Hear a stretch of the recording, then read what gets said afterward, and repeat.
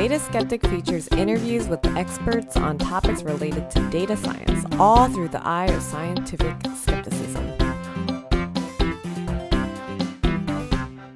So, Linda, we're going to get into this thing. It's a paper. It's a line of research. It's something that came out of Google, and they have a nice R package that implements it. It's called Causal Impact. And I want to talk to you about this in the context of Saturday Night Live. So right after this, we're going to go watch an episode. So there's all of the guests and musical guests. So Kyle is showing me on his tablet 2-column lists. Yeah. How many of those people do you know? I think I knew about half. Want me to count them? Yeah, just ballpark it. I knew about half. Half. Now let's talk specifically about the musical guests. Would you say all these are famous people or what? What do you think? The musical guests? Mm-hmm. Are they rising stars, declining stars? Most of them are famous. Anybody you never heard of? Well, then we would know maybe they're famous. Yeah, there seems to be like 5 to 10 I don't know about. Do you think these people have growing careers or shrinking careers? Probably growing. Even Springsteen? Oh, well, that one I didn't know about, so I can't comment. If they're already famous, they're already popular, people are looking around for them online, what do you think the impact of being on Saturday Night Live is on their career? Is it a boost for them? Do they gain new fans? What do you think happens? If they're already famous? Yeah. Maybe they just get more views and get more influence. Do you think they pick up new fans, though? Like, that Saturday Night Live is a big deal. Or maybe it's not as culturally relevant as it used to be, but there's bands I learned about because they appeared on that show that I like. Yeah, I guess I wonder who's watching SNL. Yeah, I don't really watch it anymore. What is but their I did when segment? I was younger. Yeah, what do the people look like? Is it older people? Is it younger people? Yeah, but I mean, like, it's a big show is my point. So appearing on it is really good for your career. But we might like to say, like, well, how good is it for your career? And does it make you just, like, famous for a little bit right afterwards, a little boost? Or is it sustaining in its impact on your career? Mm-hmm. So how would you do that absence of a method like causal impact? I don't know. I thought you were going to tell me. Well, yeah, just wondering if you had any guesses, like how could we do an A/B test? Well, you could ask people, hey, do you know of Kanye West? What do you think of Kanye West? Do you like him? Do you not like him? Do you listen to his music? Yeah. And then after he appears on SNL, ask the same question. So Linda's idea of doing an A/B test here is an interesting one. If we wanted to take a direct measurement of the impact that an artist receives from appearing on Saturday Night Live, we could take a random sample of people to call. We call each one of them and ask how popular they think an artist like Kanye West is. That's a measurement. Call them back a few days later after the broadcast and ask the same question. Also, ask if they happen to watch Saturday Night Live. Those that did not are the control group. Simple, right? Not exactly. I've got 4 quick problems with that approach. First off, I don't know how you'd get a truly independent and identically distributed sample of people who will answer their phone for a poll. Doing this will incur a ton of bias, and I'm not sure we can account for it. Out of people that will answer the phone, how many will participate in the survey? How many will answer honestly? Will anybody ask, do I get free tickets if I give a high score? Then the idea of calling them back. Could the first call have influenced the person? What if I called you up and said, excuse me, sir, what are your thoughts on the musician Dan Pothast? How many of you are going to go Google that later? It's like the social scientist quasi-Heisenberg uncertainty principle where just by taking a measurement, you might alter the state of the system. So you need a new random sample because you don't want to talk to people that only watched SNL as a result of the call. What if the demographics of your before and after groups differ enough to bias the result? After all, a true random sample will have a certain amount of variation. Perhaps we should then stratify the sample, ensuring we have equal parts men and women, young and old, tall, short, left-handed, right-handed. Of course, the left-handed people are rare, and the 2 that live in my household are sensationally busy. You might need to be more aggressive to get a chance to talk to lefties. But then, how identically distributed is that? But hold on, this sounds like I'm talking about polling. I said we weren't going to get into the election polling results until 2017, so let's move on. Even if we could address these methodological issues to our satisfaction, there's still a good reason we'd want to use causal impact instead. Causal impact can account for trends and seasonality in our data. For example, maybe emerging artists are on a good trajectory and getting more popular independently of the SNL appearance. We need to detrend the data, and causal impact will take care of it for us. In terms of seasonality, maybe every mid-April in the US, We see a sudden jump in emo and heartbroken country music as people come to grips with paying their taxes. That one might be a stretch, but causal impact can account for seasonality as well. And there's a few other benefits we'll get into later. Let's make sure we've got the fundamentals down. What are we actually trying to measure anyways? I keep saying popularity, but can we pin that down a little better? I wanted to come up with a novel use case, and I worked with Karen Blakemore to come up with something. We had to come up with a hypothesis. It was that a musical artist that appeared on Saturday Night Live would see an increase in their Wikipedia page views after their appearance. What I'd like to measure is the popularity of an artist to see if the SNL appearance causes any boost to it. Unfortunately, there's no unit in SI for popularity. We'll have to measure it by proxy. We could, in theory, have looked at something like new Twitter followers. However, we decided on Wikipedia page views. Taking the time to Google someone or look them up directly on Wiki seems to be a slightly more robust signal than an action which takes only one click. It's also less likely to be biased in the way Twitter followers might be, as the appearance will likely generate a lot of tweets and retweets, thus arguably changing the underlying data generation process that is followed for people that gain new followers. The causal impact literature generally uses the term intervention to describe the event of interest. This term fits a bit better in the medical context, but I think we may see the definition of intervention slowly drift over time, as methodologies like causal impact adopt it to describe a particular event which may plausibly have changed a time series. We'll obviously be talking about the project results later on, but for the moment, let's consider what we expect the before and after periods to look like. If we selected a different intervention, such as being featured in your town's local high school newspaper, we presumably wouldn't even be able to notice the intervention at a glance when comparing the before and after period. Surely SNL has a bit bigger audience, though. I expect that following the intervention, the amount of people reading about the artist on Wikipedia will immediately spike and then decay. The decay accounts for people who look up the artist sometime later, which seems less likely to be remembered as more time passes. Of course, people like me don't watch much live television, so their search query will likely occur at some random time later whenever they get around to watching, and the longer we wait, the fewer future viewers we're likely to have. Thus, my expectation is an abrupt spike with some decay, the steepness of which remains to be seen. Now, causal impact requires us to select several other similar Wikipedia pages whose time series of page views is likely unaffected by the SNL appearance. It would be easy to get consensus that the Wikipedia page for statistician John Tukey should not be impacted by Adele's performance. But what pages would be good counterfactuals? What we ultimately decided to do was use an existing music recommendation engine.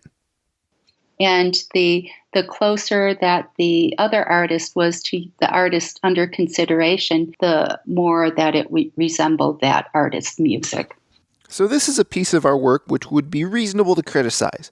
Why should we assume that familiar artists should have similar Wikipedia page views? I don't know that I can build a deeply convincing case, but here's my rationale. Similar artists should have similar audience sizes and composition. After all, if we can conclude that 90% of people that like Weezer will also like Ozma, then it's just a matter of time before those two audiences will blend when the word gets out. I expect that as different genres of music experience surges in popularity, the rising tide would have some effect on all artists. That might not happen evenly, but when such effects do exist, it means similar artist page views, which are dependent upon interest in the genre, do therefore contain information about other artists in the same genre. If we assume the recommendations are 100% perfect, then this would be a perfect measurement. Now, recommender systems are far from perfect, so our similarity choice is bounded by the accuracy of the recommender system.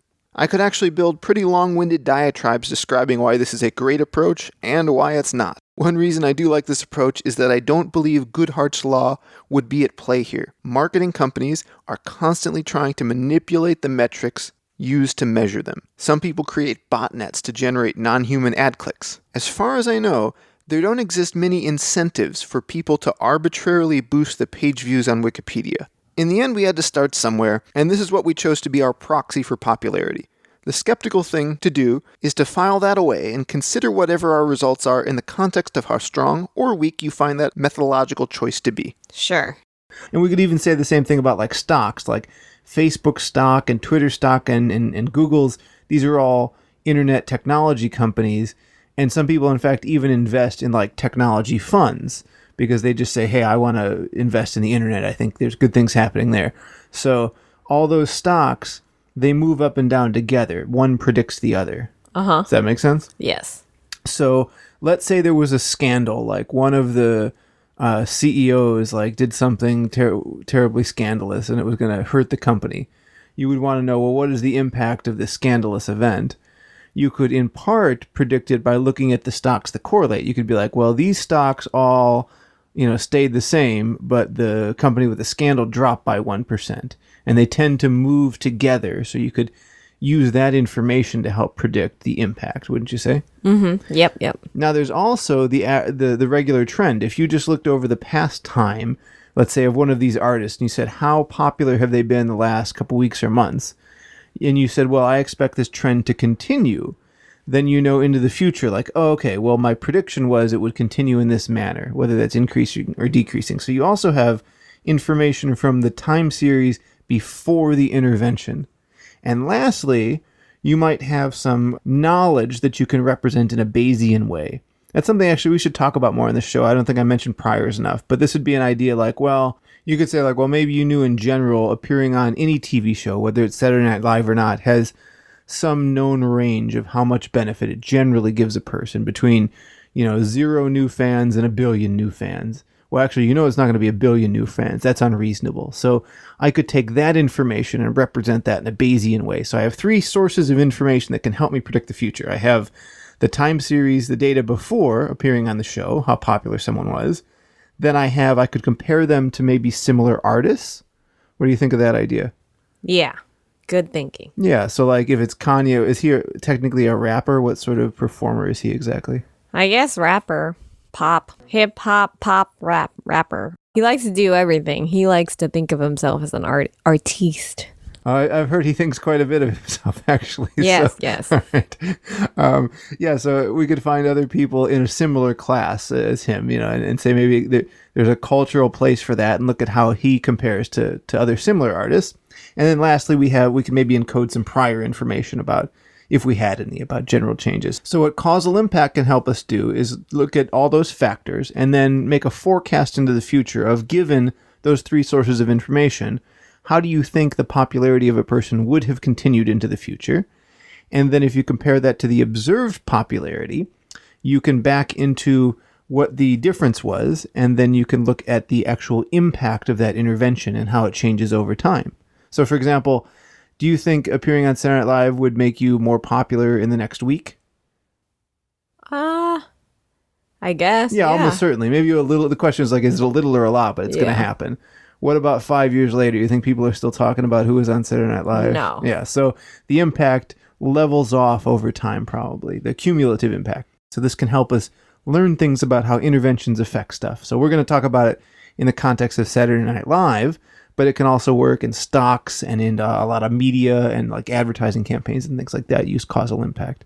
I think the idea is very useful to try to tease out the impact of different interventions on a time series.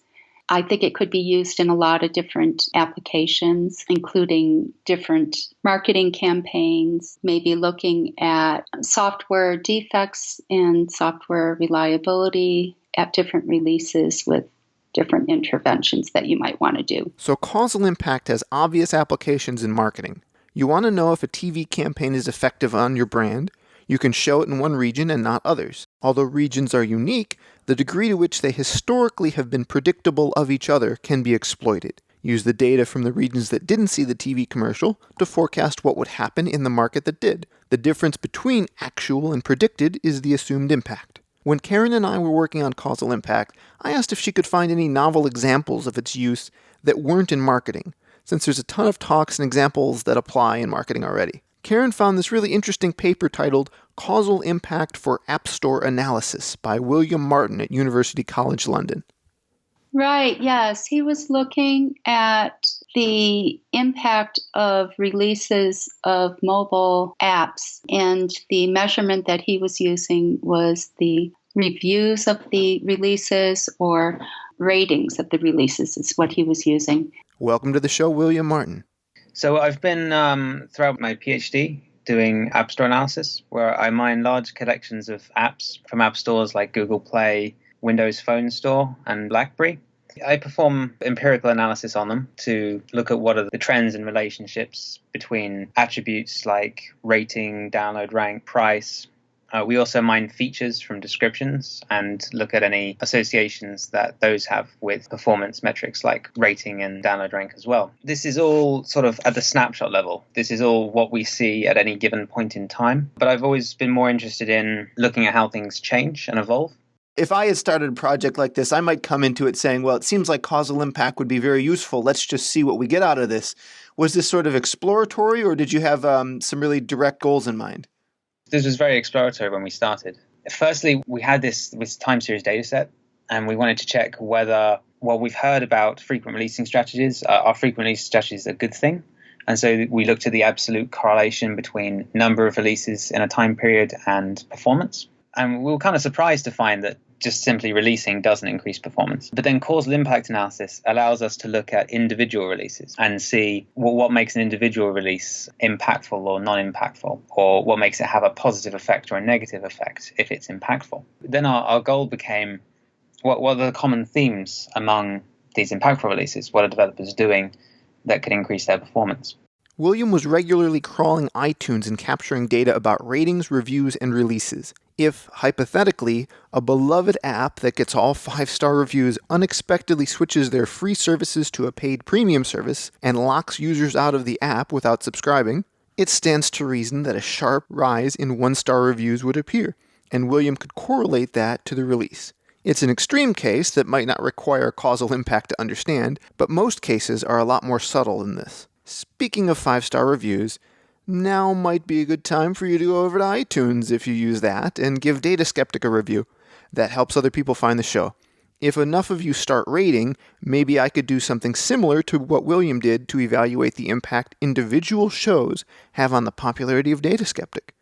I came across this technique called causal impact analysis that takes as input a time series metric, such as the rating that an app has every week for a year. We can use this technique to see if an intervention has a significant effect on that performance metric. If an app were to have a release that was so good that everybody said, hey, I'm going to rate 5 stars now, and cause the app's average rating to increase significantly, then the tool would pick this up. So I use this technique called causal impact analysis to identify all of the releases in my data sample that had a significant impact on rating or download rank, or the rate at which users were reviewing the app in a year time period.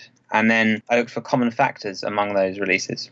Many app developers try and push updates quite rapidly because the code bases of apps are very small and rapid release strategies have been gaining traction. And so developers do try and release frequently, but the updates tend to not contain very much content. And so many of these releases, for instance, releases that simply contain bug fixes, were detected as not being very significant. We performed analysis on all of the releases that didn't have an impact and found that bug fixes were quite a large component out of those releases, at least in the most popular apps. We actually conducted a subsequent study on the apps that appear in the most popular apps at some point in the last, say, 3 years, but don't remain there. So these are the sort of apps that are bubbling under the surface, trying to become more popular. For those apps, bug fixes are actually a better thing. But literature in the field has found that a lot of updates to do with apps are just to update advertising libraries.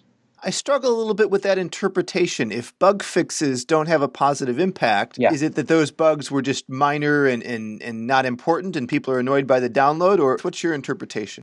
Yeah, so I should clarify again that this result about the bug fixes was actually different between the most popular apps and the ones that are just sort of bubbling underneath and perhaps trying to be more popular. Mm-hmm.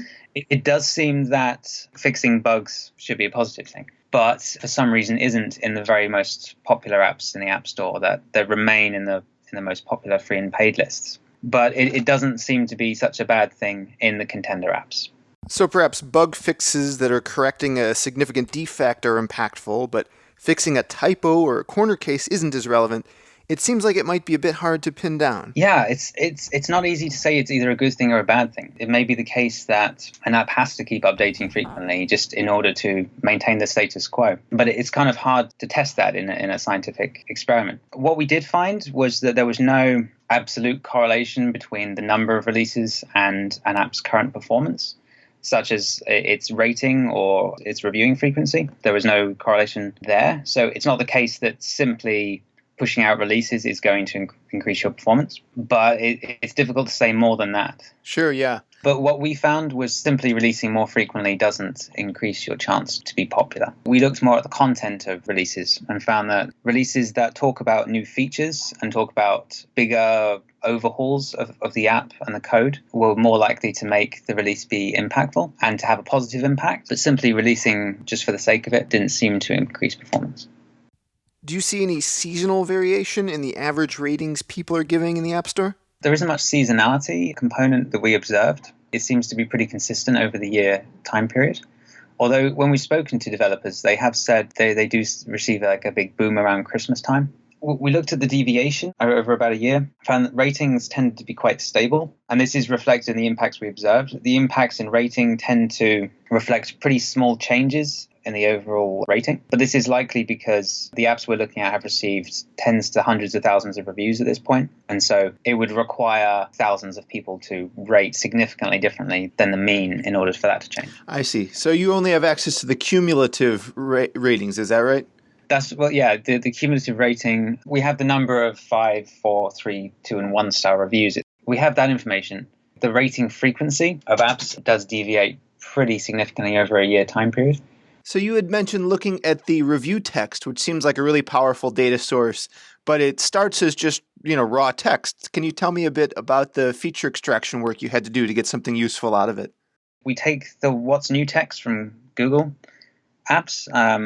Google has this text component for developers to explain what's changed in the app. We first filter that for stop words, punctuation, form lemmatization, which is something that makes words that are saying the same thing, such as fast and faster, share the same word, but it's a slightly more readable result than stemming. And then we perform topic modeling on this. Topic modeling is a technique you can use to extract the main themes of text from a set of documents. And so in our case, the set of documents is the what's new text in each of these releases. And then we looked at the top most prevalent themes in each group. And when I say group, I mean impactful releases or non-impactful releases, or impactful releases that increase the rating or impactful releases that decrease the rating. And then we looked at the top topics in these. And this is where we found that some of the most prevalent things that are being talked about are bugs and features. But the other terms that came out of this analysis were really quite specific to individual apps and categories. So it was hard to go further with that technique. So what we did after that was we looked at simply how prevalent are mentions of bug fix and new feature in each of these release groups. This is where we found that bug fixing isn't such a good thing for the most popular apps, but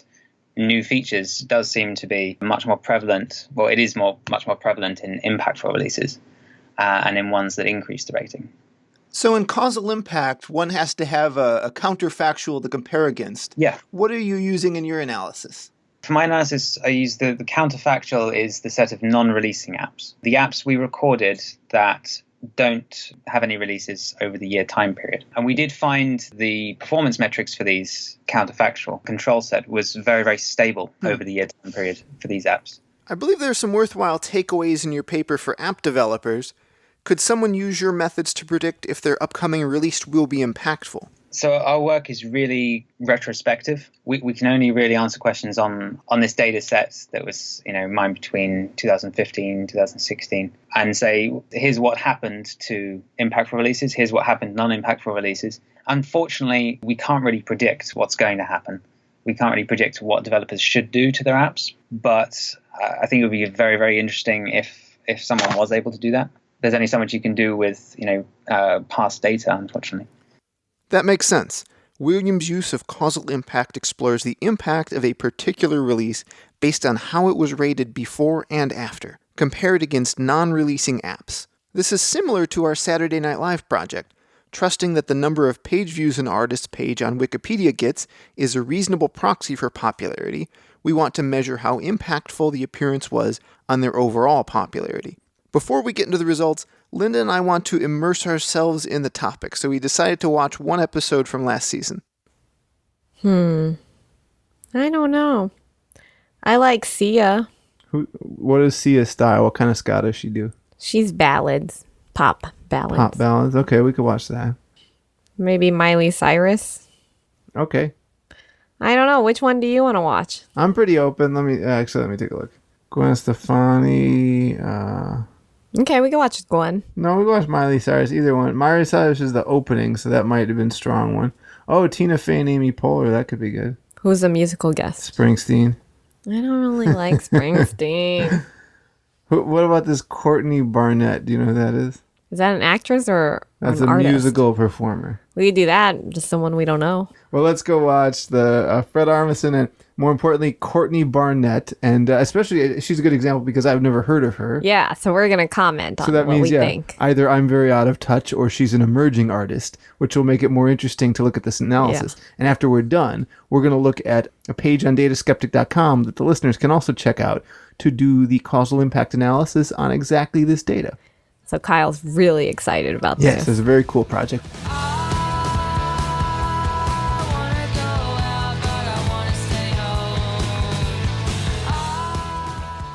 We'll check in again with Linda in a bit. For now, let's get back together with Karen to discuss how we actually implemented our causal impact analysis. Google developed a R package to measure causal impact given a time series of interest and control time series, as well as the intervention period. And then Wikipedia supplies an API to retrieve page views on a daily basis for any article. So all the pieces are there for us to do our analysis. We can pull the page views for any article on Wikipedia thanks to an API they provide. Causal impact is implemented in an R library. We can look up the guests and their dates of appearance and plug them in. And then use the R Shiny app to develop a web application where a user could input a Wikipedia article that they were interested in, control articles, and the time period under consideration and when the measurements should be started and ended. And it displays graphs showing the time series before the event occurred, during the event, and then after, as well as the time series that would have resulted had the intervention not taken place. The difference between those two after the intervention determines the impact that your intervention had on the time series. Great, so now we have a tool to do our exploration. We put this live if you want to try it out yourself. It's available at snl.dataskeptic.com. You can also fork the project or just check out the code on GitHub if you're curious. There's one interesting gotcha to using the results which Karen noticed as we were exploring the data. Right. Oh, yeah. So, it has to be adjusted for the standard time that's used by Wikipedia. Wikipedia uses UTC time, which is 4 hours later. So Saturday Night Live appears at 10:30 p.m. Eastern time. And so the spike that you'll see in page views occurs on the day after the Saturday Night Live appearance. We've got a great show for you tonight. Courtney Barnett is here. All right, Linda, so post-monologue check-in. I don't like Fred Armisen. Okay. He's boring. Settle down now. So what I found was that the impact was short-lived, that a musician's page views increased for only about 1 day after their appearance. And then they seemed to go right back down to the level of page views prior to appearing on Saturday Night Live. Of course, every artist's intervention should be looked at separately. I haven't had a chance to do this yet, but I'd like to go back and see what happened to Ashley Simpson as a result of what happened to her on an appearance quite a few years back. But for the artists I did check using the Shiny app that Karen built, her description is apt. Within the assumption that page views on Wikipedia are a good proxy for a person's current popularity or cultural relevance, an appearance on Saturday Night Live does not appear to have sustaining impact on popularity, but does result in a noteworthy immediate spike. At UCL, we've launched a spin-out company called AppPredict. We perform, analysis services for developers like this, and we can perform causal impact on their apps. And we can also analyze their competitors, optimize keywords and things like that. For the average developer, how much impact do you think that has? It could potentially be very useful. We use techniques in our research that other app store optimization companies just aren't using, don't have, because in research we're generally on the bleeding edge of what's possible, and so I think it could be quite beneficial for developers if they were to take advantage of this. And you had mentioned that AppPredict is spinning out of UCL. That's University College London? That's right, yeah. Causal impact analysis at UCL was really only myself. I started using this for App Store analysis, but several in the systems and software engineering group got very interested in causal analysis. And so we actually hosted a workshop on causal impact analysis earlier this week and had the author, Kai Brodersen, attend and give a very interesting talk. A link to AppPredict Limited is in the show notes, as well as William's papers. Let's check back in with Linda, who's finishing watching an episode of SNL, and then get a final thought from Karen on causal impact.